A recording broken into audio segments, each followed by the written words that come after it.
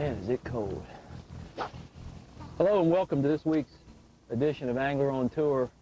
We're here at Lake Seminole down in the deep south, and you'd never know it from the weather we're having. It's about 35 degrees, obviously foggy. It's day 3, practice round on the Lake Seminole Bassmaster Tour event. We're just west of Bainbridge, Georgia on the world-famous Lake Seminole, right outside of actually Wingate's Lunker Lodge. Gosh, been around forever. I read about it when I was growing up. But this is going to be a pretty big test for us on the tournament trail because the weather had warmed up last week, and they had fish actually almost going on the beds and spawning. And now we've had this tremendous cold front, and this is the 3rd day of practice, and I've actually seen the fish get further and further out.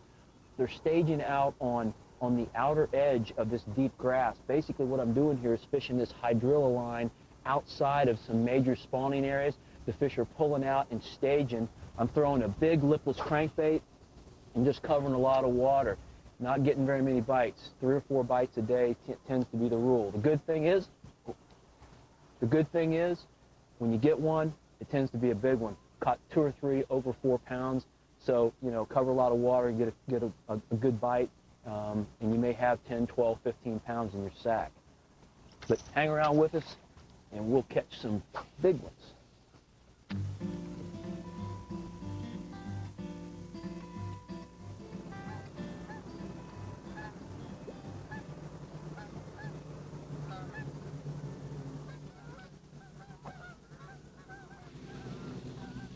You know, every time I see that, and I'm out here freezing, I can't hardly feel my fingers. I wish I was in a goose pit in central Ohio right now. I want to tell you something. I love to goose hunt, too. Fishing's my job, but I like to hunt a lot. Anyway, back to fishing. You know, Lake Seminole is not your typical southern lake because it is a reservoir. Most of the lakes in Florida are natural lakes, shallow depressions without a lot of contour. The unique thing about Lake Seminole, it is a dammed reservoir. It actually has a lock on it. You can actually lock down out of this lake. It's the Chattahoochee River and the Flint River. They actually come together to make this lake. So it actually fishes a lot different than your typical southern lake would. It's just north of Tallahassee, so it's in the southern part of the United States, but we're far enough north in Florida that we can have some really brutal weather. Matter of fact, we've got a front coming in right now that's going to hit us just about day 1 of the tournament. That's going to bring a lot of rain and some even more decreasing temperatures. So I'm thinking that, you know, fishing's going to even get tougher than it has been. And like I said, 3 or 4 bites a day have been the rule. I'm just trying to get 4 or 5 areas where if the wind blows, I can have some protected areas to fish because they're calling for a lot of wind, and just keep my head down and make a lot of casts, because that's what's going to take to do well in this tournament, is just a good, consistent catch every day.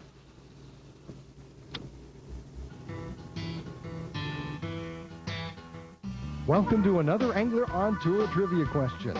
Lake Seminole is nationally renowned for its largemouth bass fishing. In fact, it's rated one of the top largemouth fishing lakes in the U.S. The question is, Lake Seminole is a man-made reservoir, drawing from the water of what river? We'll have the answer along with more fishing action from Lake Seminole when Angler on Tour continues.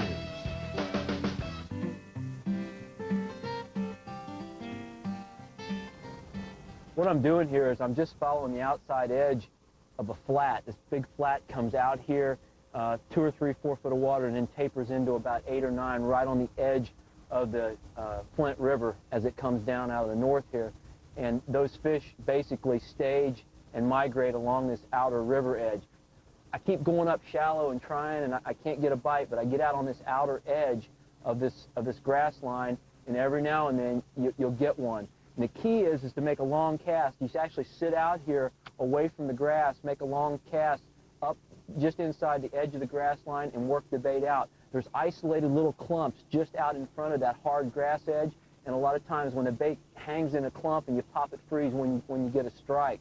And that's pretty typical with fishing hydrilla with a lipless crankbait like I'm using here. I'm throwing on a fiberglass rod with a 17-pound test line, and I just snap it out of the grass when I get hung in it. And almost every strike I've had in the last 2 days has occurred when I snap it free of a clump of grass. And again, that's very typical of fishing this type of bait in the grass. So don't get too frustrated if your bait's getting fouled up, because if it's hanging in the grass and you're popping it free and snapping it, that's when it's fishing right. That's when you get a bite. That's the key right there. You see how pretty and green that hydrilla is? It's coming up 4, 5, 6 feet off the bottom. Those fish live in that stuff. There's nothing better for bass than hydrilla. That's another thing too. Try and make sure that you're fishing hydrilla that's crisp and green. If you get into areas where you see a lot of black or scummy hydrilla, the grass is kind of almost melted and black, it's usually not a good situation. It kind of signifies that the grass is dying off and it's not healthy. And the bass just don't use it as much. That bright green like we're seeing right there, it's textbook. It's exactly what we're looking for.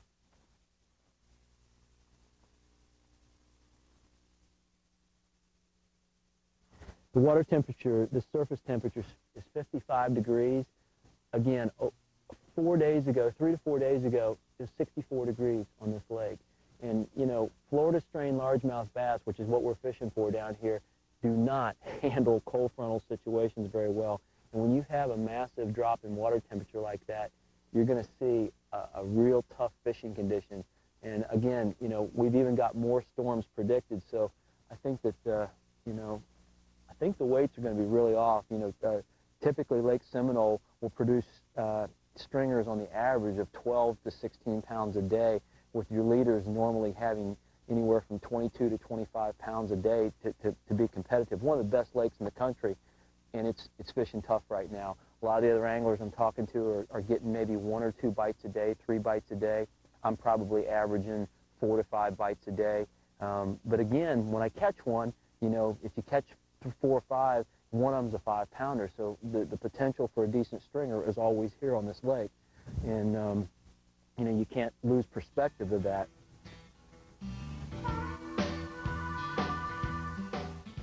Going through the process of elimination and bait selection in the past few days, I've varied colors, sizes, styles of bait, and I keep coming back to this right here, the red lipless crankbait. This one here is a 3/4 ounce Lucky Craft LV500, but this style of bait worked on the outside grass line has definitely made a difference.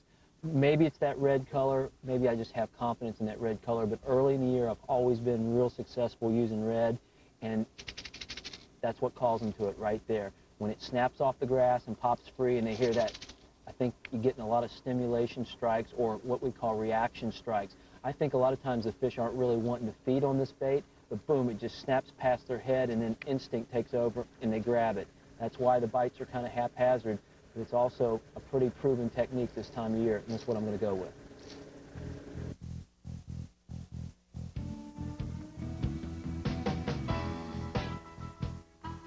This week's Team Outdoor Channel tip has to do with rough water rigging for your bass boat. On tour we're constantly having to deal with rough water situations, and in the old days, big problem when you have bow-mounted depth finders in rough water. It takes a lot of punishment. A lot of times the brackets get broken because of the shock that they take. This new ram mount, this B111 ram mount, has a rubber ball base that takes up all that shock in rough water. So when that unit takes that pounding now, it's absorbed in that rubber ball. Also, quick release mount. So when we're at the hotel, we got to pop the unit off and put it away for safekeeping. We can do so in just a couple quick turns of the screw. That's a ram mount. Good idea for rough water rigging.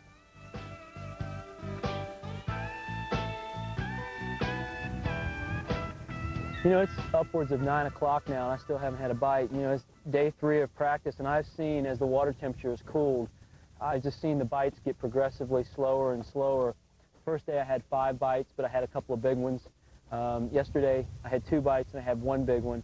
And now again it's 9, a little after 9, and I haven't had a bite yet today. And it makes you wonder, and that's one of the things that's very difficult under these conditions. It makes you wonder if the fish aren't here, are they not in the areas that I'm practicing, or are they just not biting?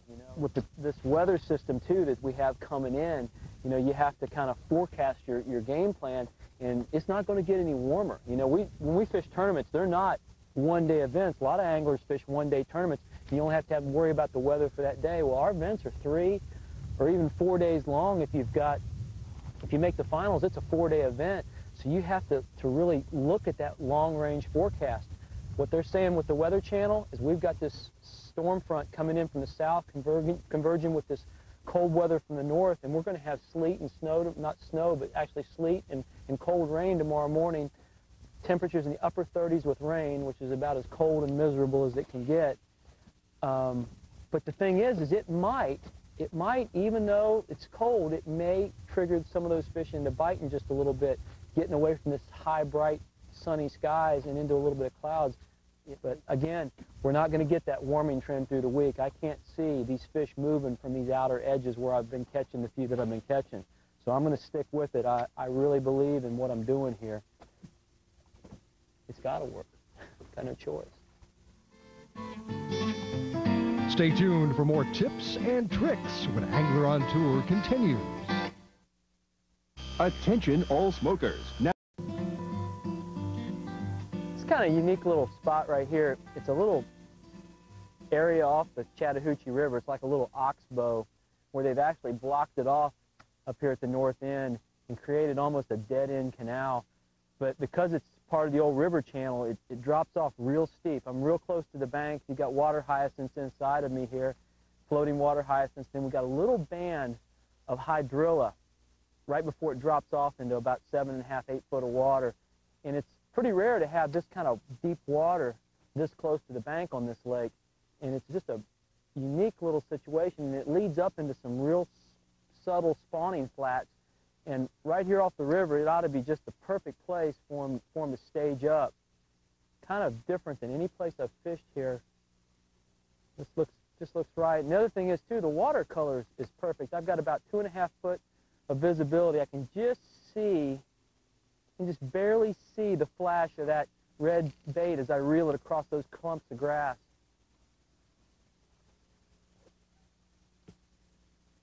That's a key point, too, for you anglers that are fishing the pre-spawn situation where you have this cool water, you know, February or March. You may want to try and concentrate on areas that lead into spawning areas, mouths of spawning areas that funnel down into backwater areas.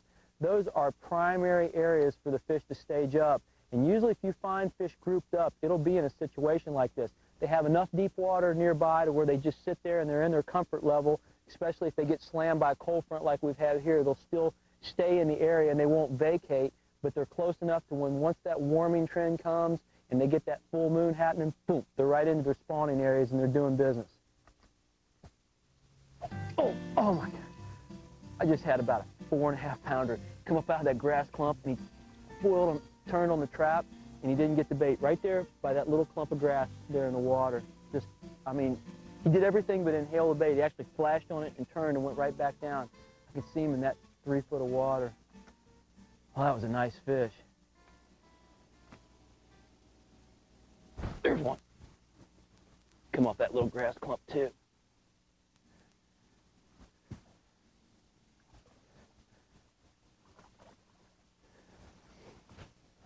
The boat back there behind me. Let's keep this dude down. Gotta do the little hideaway when you got boats around and you're practicing. It's not a big one, but you know, that's pretty encouraging. I had that big one flash me right back there, flashed on my bait, and it's 50 yards down. I haven't had a bite in 4 hours this morning, and I've had 2 bites here in just this one little stretch, and it's just a perfect little stretch. I really like the way this place looks. Get back in the water. And if you can believe this, 3 days into practice, and this is the first place where I've had 2 bites in a row. So, you know, I got to believe under as tough as the conditions are, that this might not be a pretty decent little place. There's one. He was out here just a little deeper off that grass. That feels like a better fish.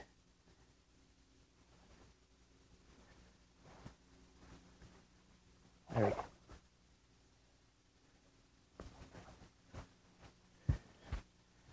Keep him down, keep him down. That boat's still back there.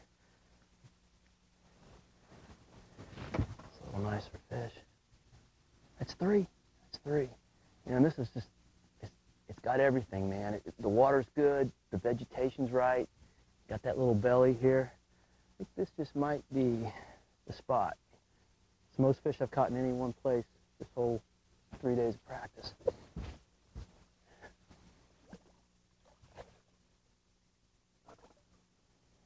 Okay.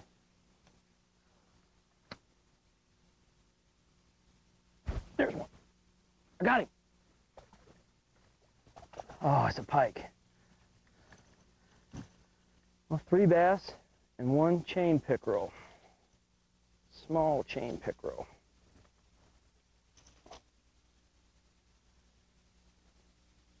You know what?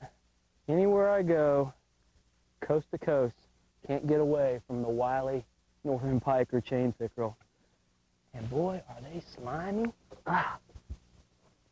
You know what? If you're around bass down here in the south, you're generally around chain pickerel. They kind of cohabitate the same places. And a lot of times, I don't get too discouraged when I catch a few pickerel because a lot of times it means that there's bait in the area. And, you know, they're around the bait just like the bass are. And so there's more life in this little ditch than anywhere I've been all day today.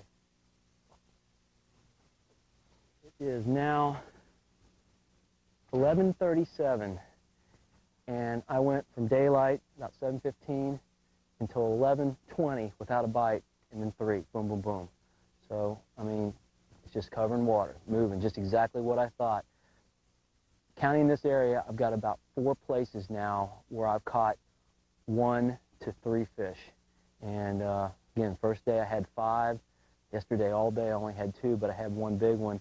And today so far I've got 3. So, you know, it's steady, you know. I can't foresee changing anything.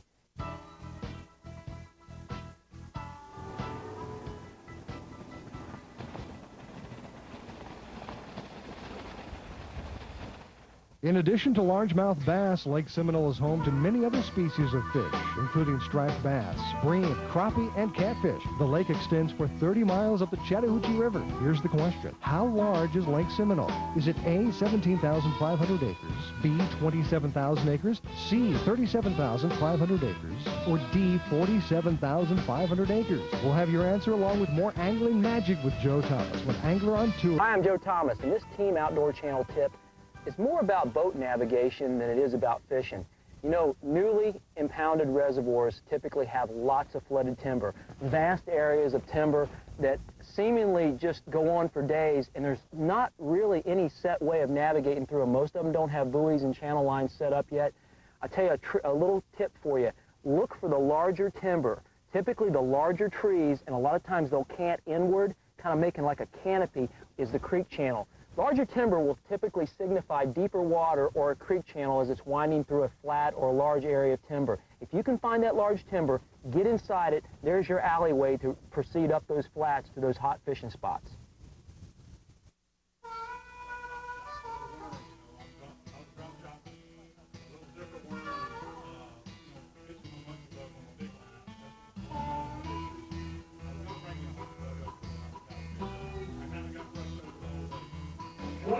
Place, Milford, Ohio, Joe Thomas. Joe, 29 pounds for 3 days fishing, $3,200 for grass.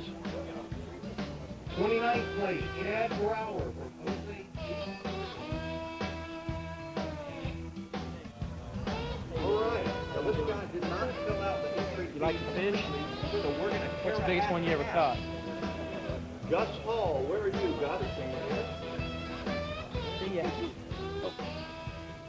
Hey, day 3, we turned the moose loose today. As bad as yesterday went, not much of a weather change at all. Had a little bit of sunshine, but they just bit for me this afternoon. Ended up with 4 bass that weighed 12 pounds, 12 ounces.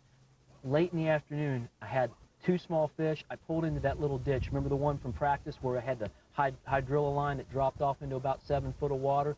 Pulled in there, throwing that lipless crankbait down the outside edge, and caught 2 5-pounders back to back. The second one, actually, the bait came across a clump of grass. The fish missed it. I threw back on him. He ate the bait all over the place, short lined me. The partner puts it in the net in time to go in for weigh-in. That 12 pounds, 12 ounces moved me into 27th place, a nice, cool $3,200 for my effort. But more importantly than the money is the points, the classic points. You know how important that is. Moved from 87th place on the Angler of the Year standings into 49th. Got 2 events left. It's doable. I'm fired up. I'm ready to go. Catch me next week on Angler on Tour.